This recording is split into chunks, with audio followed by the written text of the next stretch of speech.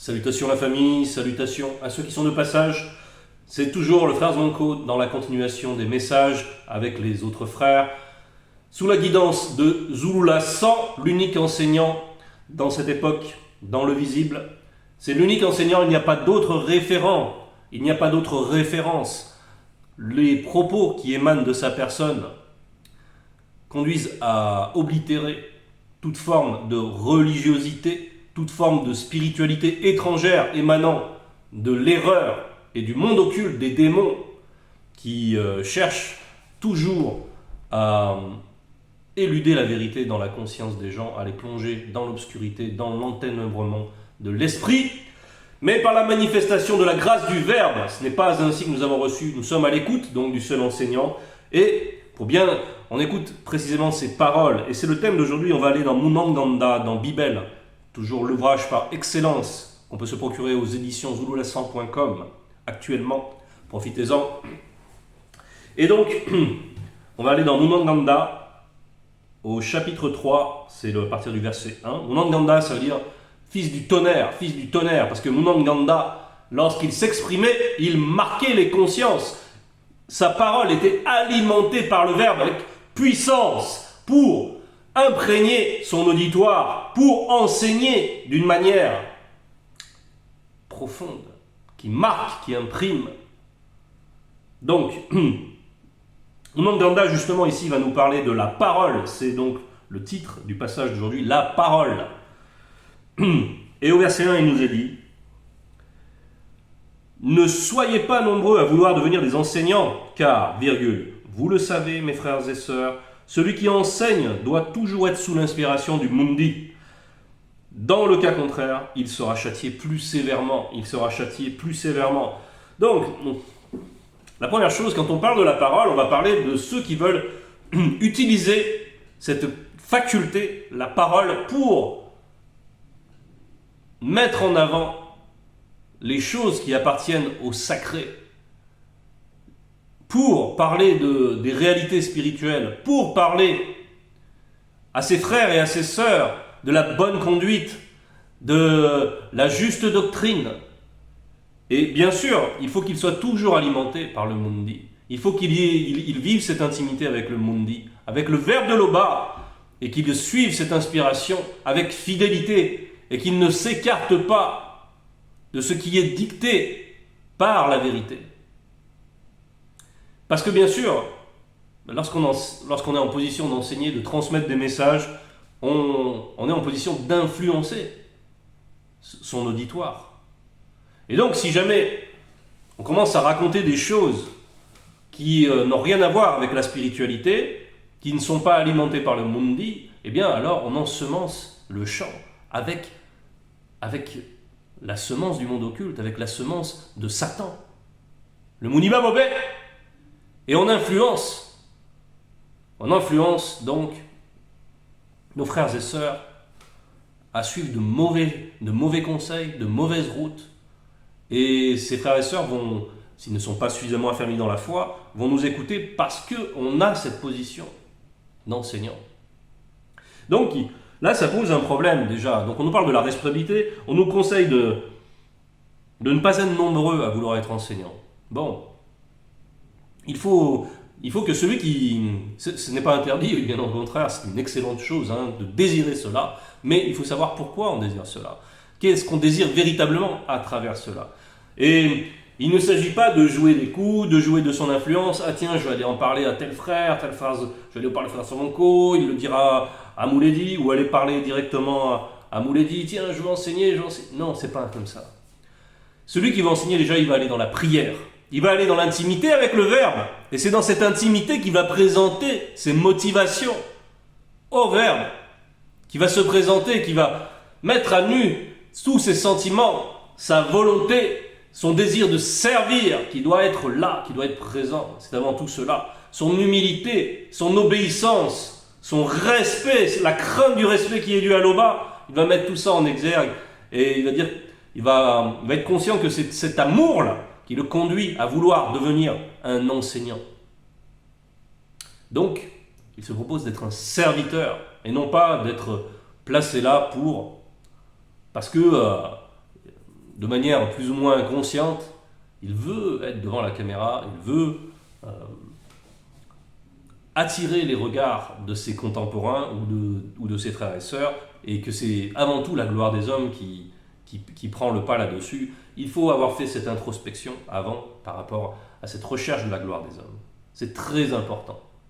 Et avoir conscience de tout ce que peut comprendre cette gloire des hommes. Parce qu'on ne peut pas servir l'Oba si c'est ça qui nous conduit. On doit rechercher la gloire de l'Oba, on doit rechercher l'avancement de l'œuvre, et c'est ça qui doit primer sur nos personnes. Et à tout moment, on doit pouvoir se dire « Ah, je ne suis pas propre là sur l'instant, je ne suis pas en cohabitation avec le Mundi n'est pas en cohabitation avec moi, je me retire, je laisse cela.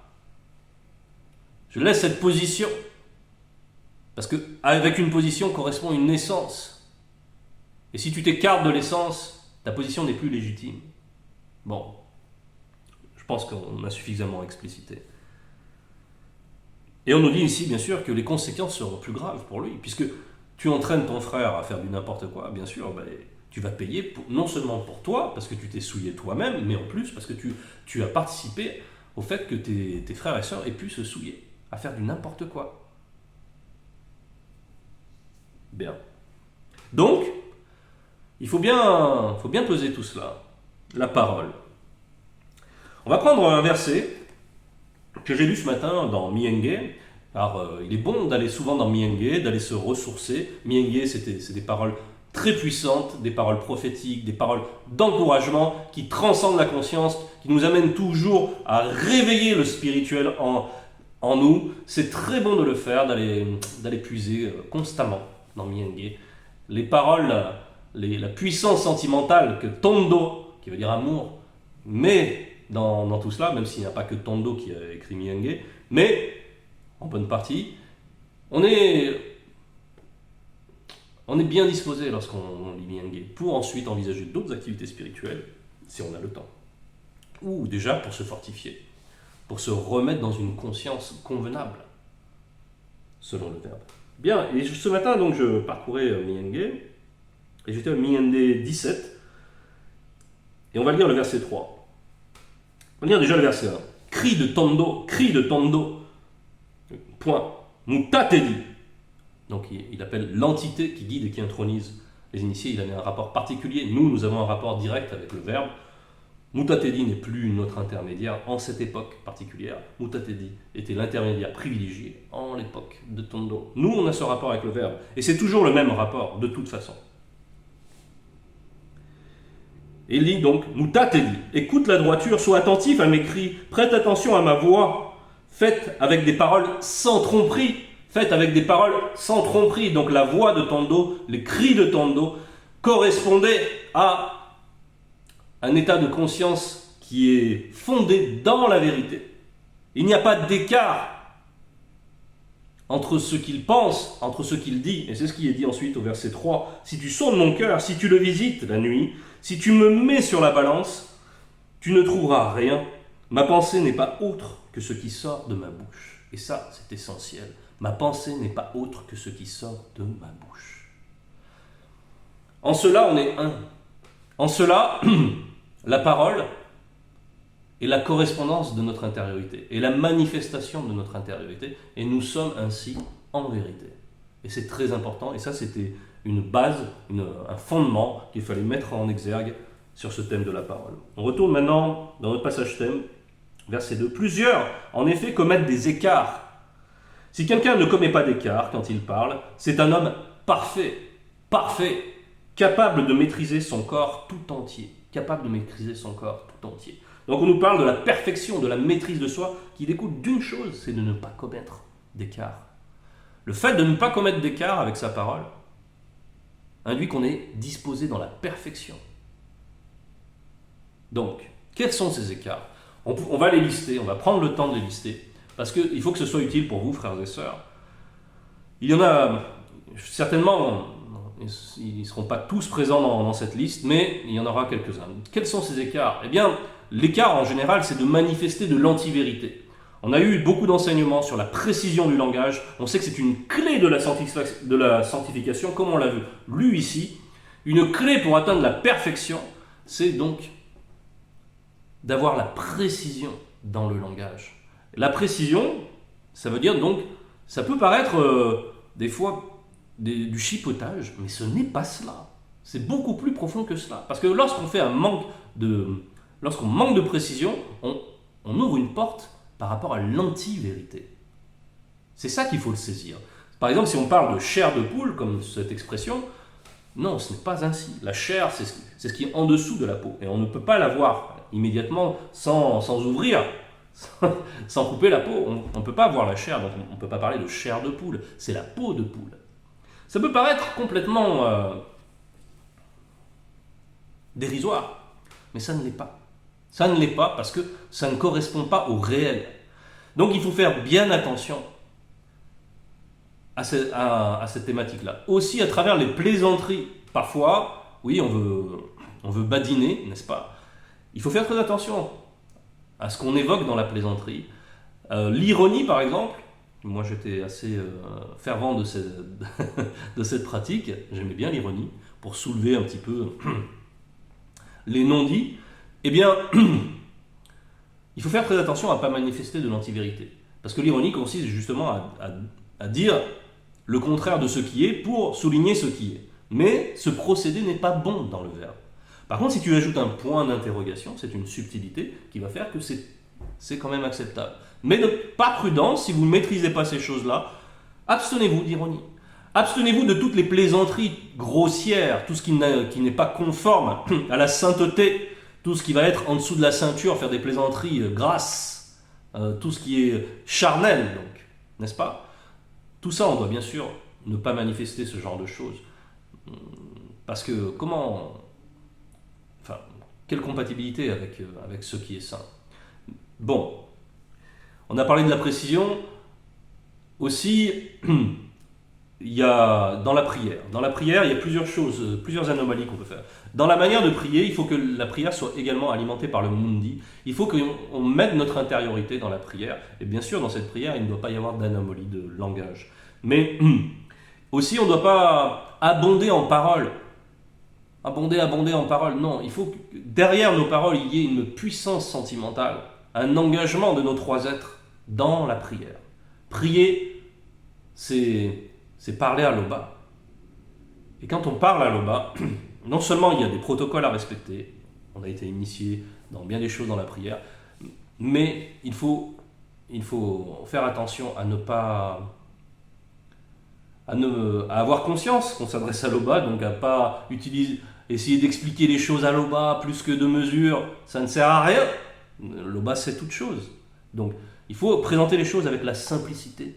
Il faut présenter les choses avec l'amour, avec la dévotion, avec l'envie de servir, en étant conscient de qui nous sommes aussi par rapport à lui.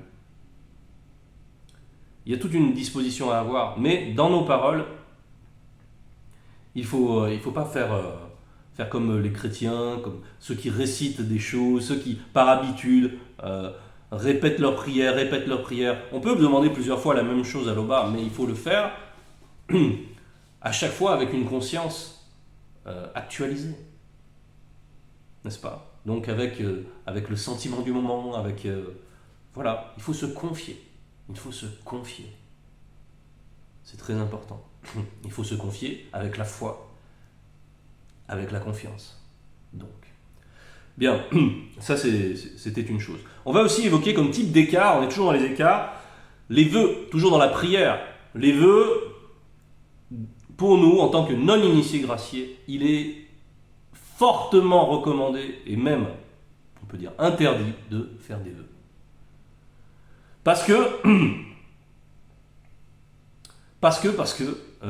c'est réservé aux initiés. Donc, un vœu, c'est un engagement solennel, c'est un engagement qui est pris devant l'armée céleste, devant toutes les entités, devant le grand ordre des choses. Et si vous prenez un tel engagement et qu'ensuite vous commencez à faillir par rapport à cet engagement, la sentence sera toujours au rendez-vous. On sera châtié. Parce que le verbe de Loba n'aime pas les insensés. Et ça, c'est vraiment agir de manière insensée. On vous prévient par avance, on nous prévient de ne pas faire de vœux. Parce que tant que tu n'es pas initié, tu peux chuter par ta parole. Tu peux ne pas être fidèle à cette parole, à cet engagement solennel. Et à qui tu t'adresses là? C'est pas un engagement que tu as pris vis-à-vis de n'importe qui. Mais en général, il faut respecter tous ces engagements. Tous ces engagements. C'est ça, faire en sorte que la parole soit conforme à nos actes.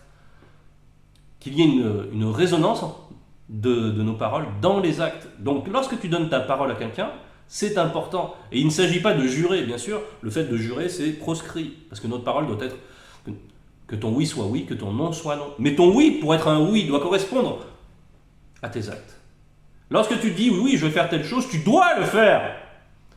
Lorsque tu dis non, je ne le fais pas, alors tu ne le fais pas. Et si tu ne sais pas sur le moment, tu dis faire et tu dis peut-être, je vais y réfléchir, si le verbe le permet. Et là encore, il y a une précaution de langage, si le verbe le permet. N'est-ce pas? Donc, il faut vraiment respecter cette codification, cette prudence dans l'expression. Tout ça, j'ai listé beaucoup de choses parce qu'on a été enseigné dans beaucoup de facettes de la manifestation de la parole. Et certainement, je n'ai pas tout dit. Mais voilà. Je voulais en prendre quelques exemples. Verset 3. Si nous mettons un frein dans la bouche des chevaux pour qu'ils nous obéissent, nous dirigeons aussi le corps tout entier. Verset 4. Voici même les navires qui sont si grands et que poussent des vents impétueux sont dirigés par un très petit gouvernail au gré du pilote. Au gré du pilote. C'est-à-dire qu'il y a le pilote, donc le pilote, ça va représenter la volonté. Et maintenant, il y a le gouvernail, ça va être ce qui va être manifesté. Et là, il y a deux images qui sont prises. On nous parle des vents impétueux, donc ça va être la tempête, ça va être etc. Ça peut représenter aussi des circonstances. Et dans certaines circonstances, on peut éventuellement être amené à chuter parce que on ne maîtrise pas sa propre parole. Par exemple, quelqu'un vient, passe, fait n'importe quoi en voiture, nous dépasse, fait une queue de poisson, nous insulte, alors que c'est lui qui est en tort. Et en plus, il nous insulte, il met en danger nous et notre famille. Et là, on a envie de répondre. Mais il ne faut surtout pas répondre selon l'homme charnel. Il faut se maîtriser. Et si on se maîtrise dans ces mauvaises circonstances, alors, si on se maîtrise, d'ailleurs en toutes circonstances, alors nous sommes parfaits. Parfaits. La maîtrise de soi, c'est un fruit de l'esprit. Et il faut particulièrement l'appliquer à l'expression. Même si on est en colère, ça n'empêchera pas par la suite justement d'aller dans la prière pour pointer cette personne qui a manifesté non seulement le fait de nous mettre en danger, et en plus de nous insulter, ça ne nous empêchera pas d'après d'aller dans la prière, se plaindre à Loba de cette personne, et de mettre en avant, voici Loba, j'ai pris sur moi, j'ai mis en application l'enseignement, je me suis retenu, je n'ai pas manifesté du n'importe quoi avec ma bouche ou en faisant des gestes obscènes. Je n'ai rien fait de cela. Parce que, bien sûr, le corps aussi est une expression. Le corps parle. Donc si tu manifestes des gestes, comme le doigt qui est dit d'honneur, et ça c'est une anomalie de langage, parce que quel honneur il y a à faire ce genre de geste, avec l'intention qu'il y a derrière, bien, si tu t'abstiens de tout cela, tu le mets dans la prière. Tu fais, voici, j'ai écouté l'enseignement. Il m'en a coûté de devoir supporter tout cela. Déjà, je veux me décharger de tout cela. Et puisque je suis propre spirituellement, par la manifestation de ta grâce, alors je me permets au Loba de le pointer. Qu'il moissonne ce qu'il sème. Qu'il moissonne ce qu'il sème. Parce que toi aussi, quand tu parles, tu sèmes. Quand tu parles, tu sèmes. Il faut avoir conscience de cela. Et si tu sèmes, tu récoltes. C'est un principe fondamental. Voilà. Donc c'était pour parler des circonstances qui peuvent nous amener. Il suffit de subir une pression. J'ai pris un exemple. Et ça peut prendre bien sûr diverses formes. Et le monde occulte a beaucoup de ressources pour essayer de contrarier nos pas de différentes manières, nous attendre d'une manière, tantôt d'une autre. Mais le Verbe aussi parle tantôt d'une manière, tantôt d'une autre. Et s'il parle à travers nous, eh bien, nous pouvons résister.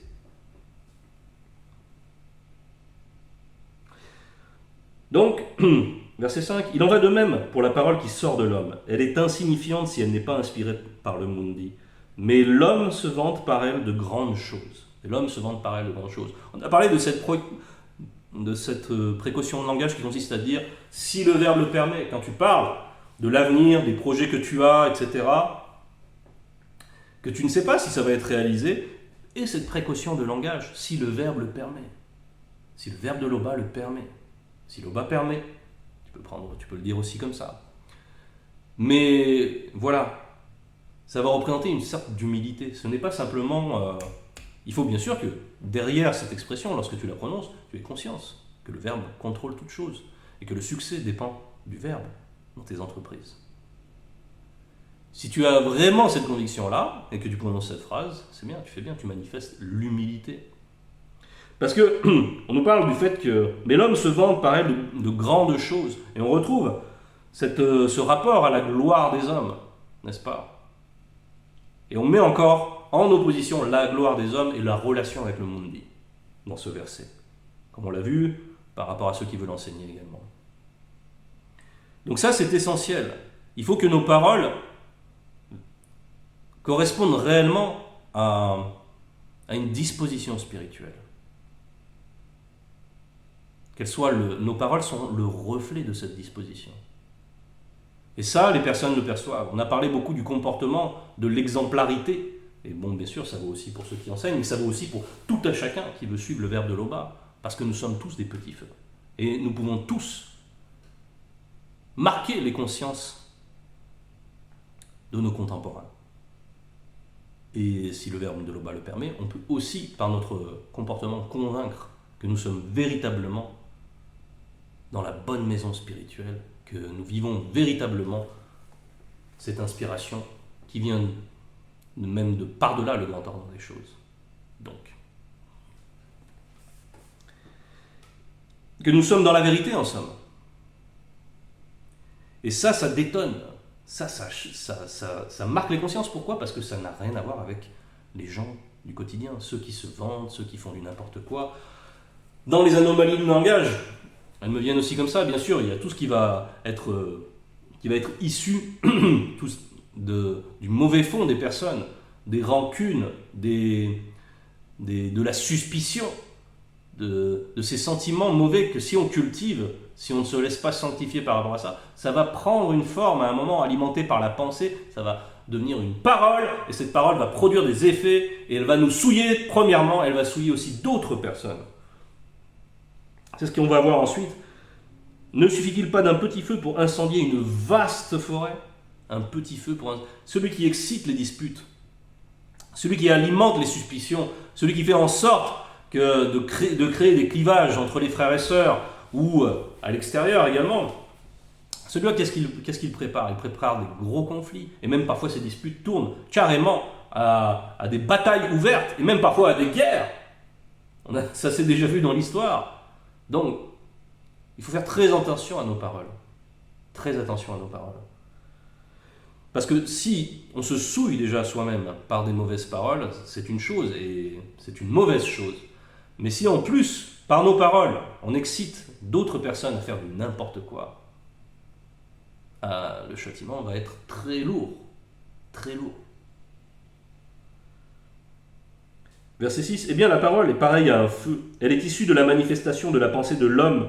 Et elle le souille tout entier. Tout entier. L'âme, par la parole, met le tourment dans toute votre vie, de la naissance jusqu'à la mort. Ce tourment vient du lieu de tourment de votre pensée, issu de votre âme. On va prendre l'évangile caché de Kudumane-Mula, au chapitre 43, verset 16. Car c'est de l'abondance de la conscience du cœur que la bouche manifeste les paroles alimentées par la pensée. Déjà, on peut observer la précision dans la Bible, de ce processus, de cette vibration qui permet ensuite de faire sortir une voix qui va comporter une pensée, un sentiment, etc. Et on voit comment tout cela, la parole se manifeste depuis l'intérieur de l'homme. Mais si c'est un homme livré à lui-même, qu'est-ce qui va sortir de cela ? Il est plongé son esprit est plongé dans l'obscurité et il va toujours sortir des choses soit pour se vanter, soit pour dénigrer, soit pour dire du n'importe quoi, manifester des pensées impures. Voilà, c'est normal, ça sort de son fond. Si le verbe n'est pas là, comment sortir quelque chose de pur? Donc, c'était pour faire écho au passage que nous avons lu dans Munanganda. Eh bien, on va le reprendre. Elle est issue de la manifestation de la pensée de l'homme et elle le souille tout entier. L'âme par la parole met le tourment dans toute votre vie, de la naissance jusqu'à la mort. Ce tourment vient du lieu de tourment de votre pensée, issue de votre âme. Donc c'est vraiment de la mauvaise nature. Ça vient de là. Et tant qu'on n'est pas purifié par le verbe de tout cela, tant qu'on n'a pas un rapport réel avec le mundi, eh bien, nous sommes sujets à manifester beaucoup de n'importe quoi. Verset 7. Toutes les espèces de bêtes, d'oiseaux, de reptiles et d'animaux marins peuvent être domptés et ont été domptés par Moto, y compris Sangwan Ngungwan Gando, entre parenthèses Behemoth, et Ekokota Ngungwan Gando, grand dragon, Léviathan, entre parenthèses. Mais la parole de l'homme livrée à lui-même ne peut le sauver du châtiment divin. Elle est contradictoire et remplie d'anomalies, et elle est un instrument utilisé pour donner une sentence de mort. Donc là, il faut bien peser la gravité de ce sujet. Ce n'est pas anodin, frères et sœurs. C'est au contraire quelque chose qu'il faut soigner, qu'il faut faire en sorte de... C'est comme forger quelque chose de précieux. Une parole doit être alimentée, bien forgée, bien ciselée, doit être belle, admirable, doit produire de l'effet, un effet bon pour notre entourage. Voilà. Et on nous parle ici que la parole de l'homme livrée à lui-même ne peut le sauver du châtiment divin. On va reprendre donc l'évangile caché de Kudumane Mula, chapitre 43, verset 19. Car par vos paroles vous serez justifiés et par vos paroles vous serez condamnés. Donc on se rappelle ce principe. Nos paroles, ce sont des extensions de nous-mêmes. Et ce qu'on manifeste témoigne de qui nous sommes. Et nous implique, nous engage. Nos paroles nous engagent. Et nos paroles, on le voit, sont comme des fruits. Et à partir de ces fruits, on va juger l'arbre. N'est-ce pas? Et c'est normal, c'est la justice divine.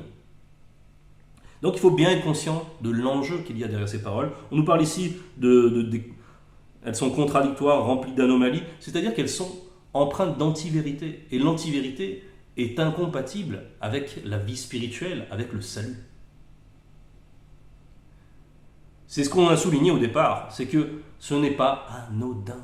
C'est ouvrir des brèches à chaque fois, c'est donner accès au monde occulte. À partir de cela, à partir de ces petites choses, ces petites anomalies, Satan peut nous pointer. Satan a un droit de regard sur nous.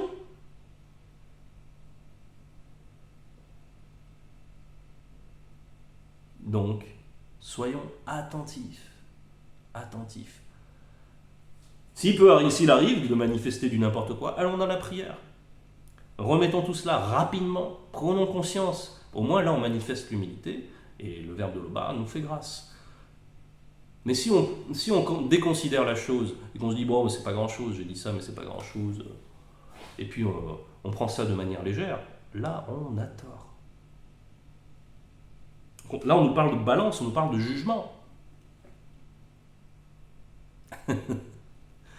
Donc là on pèse les choses. Verset 9, par elle vous l'utilisez pour louer l'Oba, et par elle vous maudissez les hommes. Donc ça c'est l'attitude en fait qui confine à l'hypocrisie, parce que là on retrouve les religieux qui louent leur pseudo-dieu, ils n'en ont pas conscience, voilà, ils se réjouissent que ceux qui ne sont pas dans la religion vont brûler en enfer. Et ils se réjouissent de cette malédiction extrême de gens qui vont brûler pour l'éternité. Et ils louent leur Dieu. Et ils acceptent cette folie. C'est-à-dire que la personne qui n'a même jamais entendu parler de leur Dieu, elle va brûler. Et ils trouvent ça très bien. Parce qu'ils n'ont aucune conscience de ce qui est juste, de ce qui ne l'est pas. Ça ne les intéresse pas. Tout ce qu'ils veulent entendre, C'est qu'ils sont sauvés, et c'est tout, ça leur suffit. Et pouvoir continuer à faire du n'importe quoi, ne pas vivre la sanctification, tout ça parce que il y a un pasteur, il y a un religieux, un livre plein d'anomalies, telles que ces Bibles contemporaines, qui lui racontent du n'importe quoi, des mensonges, et qu'ils aiment écouter ces mensonges et se rassurer avec ces mensonges. Donc, bien sûr, on ne doit pas ressembler à ces personnes. Si nous louons Loba, nous louons la manifestation de sa justice par là même. Et il faut que notre intériorité soit dans la louange, parce que la louange ne peut venir que sous l'inspiration du mundi, elle ne convient pas à l'insensé. Donc, pareil, vous l'utilisez pour louer Loba et vous maudissez les hommes. Ne soyons pas ainsi disposés. Là encore une fois, c'est comme pour les vœux, un initié, lui, peut maudire spirituellement quelqu'un de manière adéquate, c'est-à-dire conforme à la justice la plus profonde qu'il perçoit par la manifestation de la grâce du mundi. Mais c'est valable pour l'initié. Si tu n'es pas initié, tu ne peux pas prononcer de malédiction. Ce n'est pas possible. Ce n'est pas possible. Garde-toi de le faire. Et j'ai parlé tout à l'heure qu'on pouvait pointer quelqu'un dans la prière, ça c'est possible. On se plaint de la personne en fait, et on demande que justice lui soit appliquée. Ça c'est autre chose. Ce n'est pas une malédiction. Et puis il y a une humilité, parce que tu passes par un protocole qui est adapté pour toi en tant que non-initié gracié, en tant que gracié. Donc, faire attention aussi à cette propension de vouloir se justifier par rapport aux autres, à ceux qui sont à l'extérieur. Prends pour modèle ceux qui, déjà notre moule dit, parce qu'il est là avec nous, prends pour modèle Boussy, prends pour modèle les plus grands patriarches et compare-toi à eux dans ta marche. Verset 10, de la même bouche sortent la bénédiction et la malédiction selon le visible. Selon le visible, là il y a la précision. On parle de la malédiction selon le visible. Et ça, ce n'est pas bon. Mais la malédiction, si elle est spirituelle, c'est différent. Ce n'est pas la même chose. Il faut bien discerner les deux choses. Il ne faut pas, mes frères et sœurs, qu'il en soit ainsi. La source sacrée fait-elle jaillir de la même ouverture l'eau douce et l'eau amère? Donc, l'eau amère, donc l'amertume, c'est une eau impropre à la consommation. On a parlé tout à l'heure des mauvais sentiments qui peuvent amener à manifester des paroles de congossa, de n'importe quoi, de suspicion, qui vont entraîner des disputes, des divisions. Tout ça, ça vient du fait qu'on ne se laisse pas sanctifier, qu'on préfère garder notre rancune plutôt que de la confier dans le verbe et dire « ces mauvais sentiments, je n'en veux pas, départis-moi de cela, je sais que ce n'est pas bon et je veux m'en décharger dans la prière ». Il faut avoir cette hygiène spirituelle, parce que si on laisse ça dans son intériorité, ça finira avec des mauvaises pensées qui sont déjà des paroles spirituellement, mais ensuite ça deviendra même des paroles dans le visible et ça aura des conséquences. Donc frères et sœurs, soyons attentifs à cela. Vous ne pouvez pas cohabiter avec ces mauvais sentiments, la rancune et tout cela. Ça vous souille. Ça vous souille. Et en plus, ça vous rend malheureux. Quand je dis vous, je m'inclus également. Mais je sais que j'y suis vigilant. Voilà. Donc, vraiment, prenons garde à cela, parce que c'est ce qui va entraîner ensuite à ouvrir sa bouche, à dire n'importe quoi sur son frère, sur sa sœur, etc., à le dénigrer, alors que si tu n'as pas le discernement pour juger ton frère ou ta sœur. Attention. S'il y a un problème, nous avons un protocole très clair. Il faut mettre les choses en lumière, et non pas les conserver dans l'obscurité, pour ensuite en faire du n'importe quoi par ailleurs. De l'ordre dans les bâcis, que nous soyons un reflet du spirituel. Sinon, à quoi bon?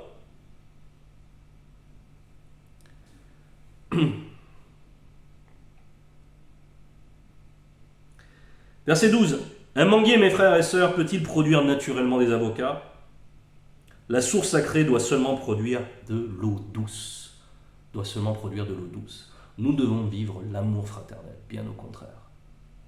Et nous avons plein d'enseignements pour nous guider dans cela, dans la sagesse. Nous allons donc lire ensuite, au verset 17, la sagesse du grand ordre des choses, c'est celle par laquelle nous devons vivre. Nous devons régler nos voies. La sagesse du grand ordre des choses est premièrement pure, pure, avec un P majuscule.